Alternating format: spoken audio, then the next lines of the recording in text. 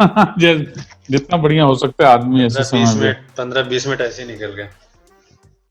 कोई नहीं, कोई नहीं, कोई नहीं, मैं इसको पहले ठीक कर लूँ आप एक बार, आराम से ठीक, क्योंकि आप ठीक ठीक कर लीजिए। आईपैड को अरेंज करना फिर भी आसान हो जाता है, ये जो फोन को रखना ना वो ज्यादा अपने आप मुश्किल में है। काफी मुश्किल हाँ। एक्सरसाइज है।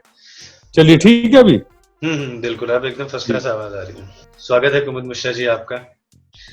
आपकी जो एक अलग तरह की एक्टिंग है वो देखकर बहुत मजा आ जाता है, वो चाहे मुल्क हो या चाहे रॉकस्टार हो या और भी बाकी फिल्में हो।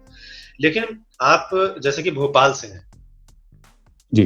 तो और भोपाल से, और मैं अगर गलत नहीं हूँ तो आपके पापा आर्मी में थे, जी।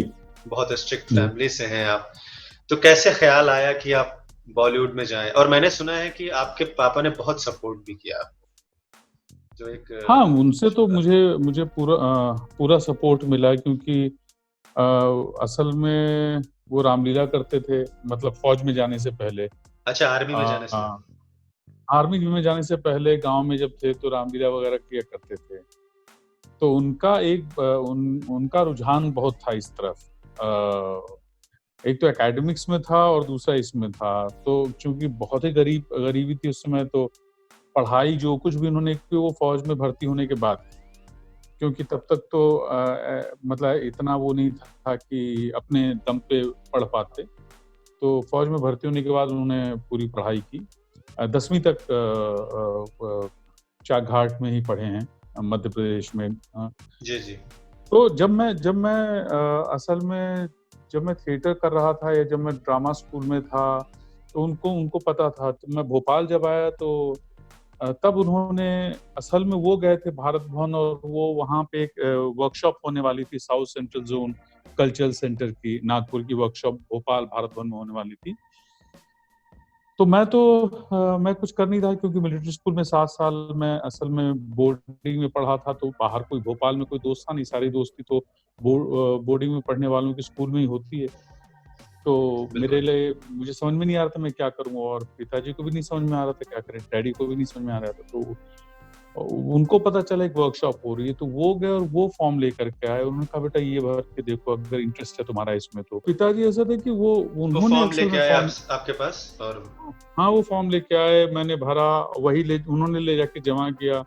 और जब मैं उसके लिए गया, इंटरव्यू के लिए गया, अलकनंदन थे जो उसके डायरेक्टर थे।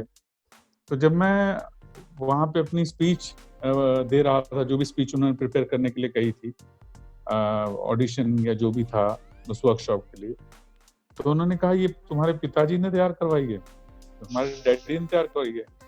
तो मैंने कहा ये नहीं, बिल्कुल नहीं मैंने की है। कमाल की बात है, तो वैसे मुझे, पिताजी ने तैयार करवाई। हाँ, क्योंकि क्योंकि मुझे मुझे मुझे मालूम है मेरे डैडी कैसे थे। तो वो वहां जाके अपनी परफॉर्मेंस दे के आ चुके थे असल में। बिल्कुल। वो एक नाटक करते थे, पृथ्वीराज चौहान की आंखें, और वो पूरा परफॉर्म करके आए होंगे। तो मेरा असल में जो सिलेक्शन हुआ मेरे टैलेंट पे नहीं हुआ था, वो प्रॉब्ली इस बात पे हुआ था कि यार कोई पिता अपने मतलब बेटे को इसमें थिएटर में डालना चाहता है, और इतना उत्साह है कि खुद ही फॉर्म भर के ला रहा है और खुद ही आगे परफॉर्म भी कर रहा है। तो वो कर ही रहे थे। असल में हम लोग जिस तरह के बैकग्राउंड से आते हैं, तो वहाँ पे सपना सबसे बड़ा बड़ा ये होता है कि घर हो, एक स्थायी नौकरी हो, जो कि बिल्कुल। मेरे मेरे डैडी भी कहते थे कि होनी चाहिए।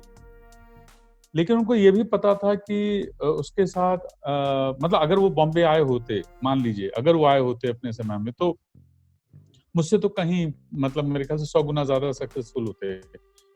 मैं झेपू हूँ, वो असल में वो बहुत जिसको कहते हैं ना कि असल में वो परफॉर्मर थे, एक्टर थे। मैं तो ये कहने में अजीब लगेगा, लेकिन असल में मैं उनके सामने कुछ भी नहीं हूँ। मैंने जितना उनको देखा है, स्टेज पे देखा है, जितना उनको परफॉर्म करते हुए देखा है, तो या तो हो सकता है उनका सपना रहा हो, लेकिन लेकिन उनके अंदर एक मतलब हर पिता की तरह उनके अंदर भी एक भय था।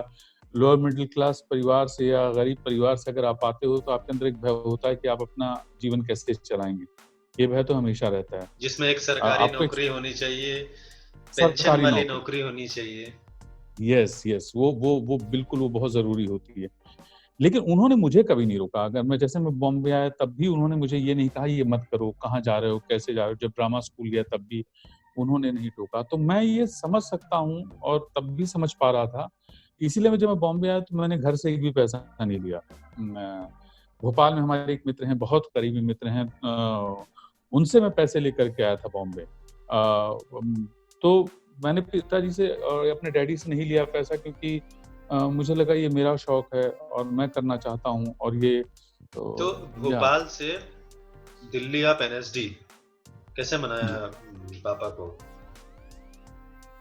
उनको मनाने की ज़रूरत ही नहीं पड़ी असल में। मैं ग्रेजुएशन कर रहा था और ग्रेजुएशन करते समय मैं थिएटर भी कर रहा था। अ, और तब मेरे तक ख्याल आपने से मान लिया था कि इसी में मुझे करियर बनाना है? नहीं, मैं जब ग्रेजुएशन कर रहा था उस समय मेरे बहुत सारे दोस्त थे जो फ़ौज में हैं। मतलब आप तो ब्रिगेडियर हैं, कर्नल हैं। तो उस समय जब मैं था तो उस समय मेरे मन में मुझे एक्टर तो बनना था, ये तय था, लेकिन एक मन में गिल्ट भी था कि मैं कुछ नहीं कर पाया। तो मैं एक बार आर्मी रिटन क्लियर करना चाहता था, एसएसबी जाना चाहता था, जिससे घरवालों को ये ना एहसास हो कि मैं निकम्मा हूँ। और मुझे खुद को अपने आप को एक वो देना था कि नहीं यार, मैंने जो मतलब मैं कॉम्पिटेंट था, मैंने जॉइन नहीं किया। मैं इस वजह से चूँकि मेरा शौक था, मैं यही करना चाहता था, तो मैंने सीडीएस रिटन क्लियर किया था, और उसी दौरान एसएसबी भी हो रही थी इसकी, और क्या नाम है, एनएसडी का भी इंटरव्यू उसी दौरान था। मेरे ख्याल से 2 दिन के अंतर में था। अच्छा, दिल्ली में ही तो सब कुछ मैंने था। दिल्ली में एनएसडी हो रहा था और इलाहाबाद में मेरा एसएसबी था। तो मैं एसएसबी दे के एनएसडी आया था, एनएसडी दे के एसएसबी गया था, मुझे ठीक से याद नहीं। लेकिन जब मैं एसएसबी दे रहा था तो जब मेरा इंटरव्यू हुआ तो उसमें मुझसे ऑफिसर ने पूछा कि जो पूरा इंटरव्यू होने के बाद उन्होंने कहा कि आप यहाँ आए क्यों हैं? क्योंकि मेरी पूरी जो बातचीत थी वो असल में थिएटर को लेकर के ही हो रही थी, परफॉर्मिंग आर्ट को लेके हो रही थी। तो मुझे मालूम था सिलेक्शन तो होना नहीं था। पर वो बहुत अम्यूज़ थे। उन्होंने कहा कि यार मतलब कमाल है, मतलब मैंने कहा मैं अपने घर वालों को निराश नहीं करना चाहता था। मैं एनएसडी से सर मुंबई जब जाना हुआ तो आप कुछ सोचे समझे थे या बस झोला उठा के चल दिए थे? नहीं, मैं तो थिएटर करना चाहता था। मैं बॉम्बे तो कभी नहीं आना चाहता था। बॉम्बे मेरे सपने में कहीं कोई और इसलिए कि मुझे बॉम्बे से तकलीफ थी। मुझे बॉम्बे पता भी नहीं था कि मतलब मुझे पता था सिनेमा मुझे अच्छा लगता था, मैं देखता था सिनेमा, जैसे बाकी लोग देखते हैं। लेकिन मेरा ये नहीं था कि मैं बॉम्बे जाके एक्टर बनना चाहता हूँ। ये बहुत, जिसको कहते हैं कि बहुत मैंने सोचा भी नहीं। जब मैं ड्रामा स्कूल से पास आउट हुआ था तो पंडित सत्यदेव दुबे आए थे हमारी क्लास लेने के ड्रामा स्कूल में। उन्होंने मुझे बुलाया, उनका फ़ोन आया था, उन्होंने मुझे बुलाया कि यहाँ पे एक फ़िल्म का ऑडिशन हो रहा है, श्याम बेनेगल एक फ़िल्म बना रहे थे, मेकिंग ऑफ द महात्मा, तो आ जाओ।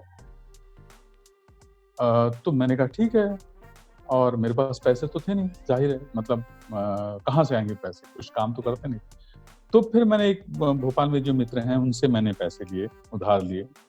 उधार क्या लिए? मैंने माँगे, उन्होंने दे दिए, उधार भी नहीं लिए असल में, और वो मैंने कभी लौटाए भी नहीं। और अब समझ में नहीं आता है कि इसको लौटाया भी कैसे जाए, क्योंकि ये चीज़ें तो आप अब ये लौटाएंगे तो बोलना वो भी बुरा अपने, मान जाएंगे। मुझे नहीं पता, मतलब और वो अच्छी खासी रकम थी उस समय के लिए। बहुत, मतलब रकम भी इम्पोर्टेंट नहीं है, असल में मैं बहुत ऊँची बात कर रहा हूँ। तो उन्होंने उनसे मैं लेकर के आया था, बॉम्बे आया। बॉम्बे में असल में पीएमजीपी कॉलोनी में मैं उतरा, वहाँ पे मेरे बैचमेट हैं संजय झा, तो मैं उनके यहाँ असल में उनसे बात हुई थी कि मैं उनके यहाँ आने वाला था, तो मैं वहाँ पहुँचा था असल में। और जब मैं पीएमजीपी कॉलोनी पहुँचा तब मैंने फैसला किया कि मैं यहाँ से वापस नहीं जाऊँगा। पता नहीं क्यों? क्योंकि और पीएमजीपी कॉलोनी कहीं से बॉम्बे नहीं लगती है। वो किसी भी छोटे शहर की कॉलोनी लगती है, लेकिन मुझे लगा कि नहीं, ये जगह तो मैं नहीं, अब वापस नहीं जा सकता। भोपाल से आप निकल कर मुंबई आए और मुंबई में एक बहुत अच्छे आप अभिनेता बन गए हैं। इन सब के बीच में आयशा जी से कैसे मुलाकात हुई आपकी? अ, अगेन ये मेरी मेमोरी पे आप जो है ना वो कर रहे हैं, चैलेंज कर रहे हैं, वो बड़ा मुश्किल, मतलब मुझे ये जितना याद है। सोचिए और अगर हमें आपके बगल में वो होंगी ना तो वो कहेंगी नहीं, उनको आपको पता है, उनको पता है, आपको मतलब आपको याद नहीं ये है कि मुझसे पहली बार कब मिले थे। पर असल में मुझे मतलब मुझे अपना बचपन ही नहीं याद है। मतलब मैं अपने बचपन की भी बात नहीं कर सकता। नहीं, उनसे उनसे मेरे ख्याल से मुझे जहाँ तक याद है, मैंने उनका एक नाटक देखा था करोड़ों में, एक मकरंद साहब का नाटक था, मकरंद देशपांडे का नाटक था। तो उनका काम देखा, अद्भुत काम किया था उन्होंने। तो मुझे उससे पता चला, मेरे एक मित्र ने बताया था कि नाटक देखो, इसमें एक एक्ट्रेस है बहुत अच्छी है। तो मैंने कहा अच्छा ठीक है, तो बड़ा बड़ा मैंने हाँ ठीक है देखते हैं। तो अ, वो मैंने काम देखा था, वो उनको और उनकी उनकी कहानी में मैंने मानव कौल का एक नाटक मैं करता था, शक्कर के 5 दाने करता हूँ, शक्कर के 5 दाने। तो वो उन्होंने उसके कई साल पहले देखा था असल में। और तो बस उसके बाद हमने मानव का एक प्ले किया इल्हाम, तो उसमें हम दोनों साथ काम कर रहे थे। तो बस वो अब यही सारी मतलब एक कॉमन। यही सारा दौर था जो जो मुलाकात हाँ, हुई आप लोगों जी, जी, की। घर जी। वालों को मनाने में बहुत परेशानी हुई होगी। अब बहुत परेशानी नहीं हुई असल में, बहुत नहीं हुई। मतलब मैंने जितनी अपेक्षा की थी, उस अपेक्षा से तो बहुत ही कम हुई। बहुत जल्दी मान गए। उनके लिए बहुत मुश्किल हुई, ये ज़रूर है। उनके लिए वो पूरी जो प्रोसेस है बहुत मुश्किल थी, क्योंकि पहली बार ऐसा कुछ हमारे यहाँ हो रहा था। तो हमारे पूरे क्षेत्र में या गाँव में ऐसा हो रहा था, तो ये उनके लिए असल में अ, वैसे मान गए हैं कि हाँ भाई बेटा है तो चलो ठीक है। लेकिन उस बात को पचा पाना उनके लिए, इसको जनरेशंस लगती हैं इस चीज़ को बदलने में। बिल्कुल। तो वो एक अंदरूनी तौर पे वो काफ़ी मुश्किल दौर से गुज़रे होंगे, वो मैं महसूस कर सकता हूँ। लेकिन जिस खुले उससे उन्होंने स्वागत किया है, और इसको अपनी सारी दुविधाओं के बावजूद, सबसे ज़्यादा जो अंदर से विरोध था वो मेरे छोटे चाचा को था। उनको बहुत तकलीफ़ थी, लेकिन उन्होंने कभी मुझसे कहा नहीं, क्योंकि सब मैं बताया कि हमारे जॉइंट फैमिली है, सब मुझे बहुत प्यार करते हैं, तो किसी ने मुझसे कभी ये नहीं कहा कि मत करो, कभी नहीं कहा। जो जो उनकी दुविधा थी, जो उनका डिलेमा था, वो सब उनके अंदर था, सब कुछ अंदर था। क्योंकि उनको एक विश्वास भी था कि आप जो करेंगे वो सही करेंगे, उसमें कुछ गलत नहीं हो सकता या किसी को कोई हाँ, ठेस नहीं पहुंचा सकता। बिल्कुल, बिल्कुल, और मैंने उन सब से रज़ामंदी ली थी। ऐसा नहीं कि मैंने सिर्फ़ अपने माँ-बाप से पूछा और मैं मान गया। मैंने कहा नहीं, मेरे मतलब सारे चाचा मुझे इतनी मोहब्बत करते हैं, पर वो परिवार ही मतलब पिता की तरह हैं। तो सबसे मैंने पूछा था, सबने हाँ कहा था। और हालाँकि छोटे चाचा शादी पे नहीं आए थे, क्योंकि वो अंदर से बहुत हर्ट थे। उन्होंने कभी जताया नहीं। और आज वो सबसे ज़्यादा आयशी के सबसे करीबी वही हैं। मतलब वो आधे-आधे घंटे बात कर सकते हैं। हमारे यहाँ जबकि बहुओं से बात करने में झेलते हैं लोग। बहुओं से बात करने में अभी भी गाँव में मेरी मेरे किसी भाई की बीवियाँ हैं, वो चाचाओं से बात नहीं करती हैं। उनसे एक दूरी, एक एक एक जिसको कहते हैं ना, एक वो रहती है। लेकिन आयशी यही है जो सबसे गप्पबाज़ी चलती है, सबसे मज़ाक चलता है। और ये एक कमाल की चीज़ है कि अगर आप कोशिश करेंगे तो ये सारी चीज़ें जो है ना, ये हमारे दिमाग में है। ये सारे जो हमने बंधन बनाए हुए हैं, ये हमने, तो ये टूटते देर नहीं लगती, क्योंकि सब लोग चाहते हैं कि कम्युनिकेट करें एक-दूसरे से। तो या मज़ेदार है। वो भी गजब के कलाकार, उनकी बैंड बाजा बाजा बारात देखी उनकी। हैप्पी भाग जाएगी में तो गजब उन्होंने किया। या बहुत अच्छा है। बहुत अच्छा लगा सर आपसे बात करके। आपने बहुत सारी चीज़ें शेयर की। उम्मीद है कि इतनी सारी बातें तो और किसी के साथ नहीं शेयर हुई होंगी। लोगों को ज़रूर पसंद आएँगी। जी। शुक्रिया सर आपका, बहुत-बहुत शुक्रिया थैंक हमें you so much. Thank you, वक़्त थैंक देने यू। के लिए।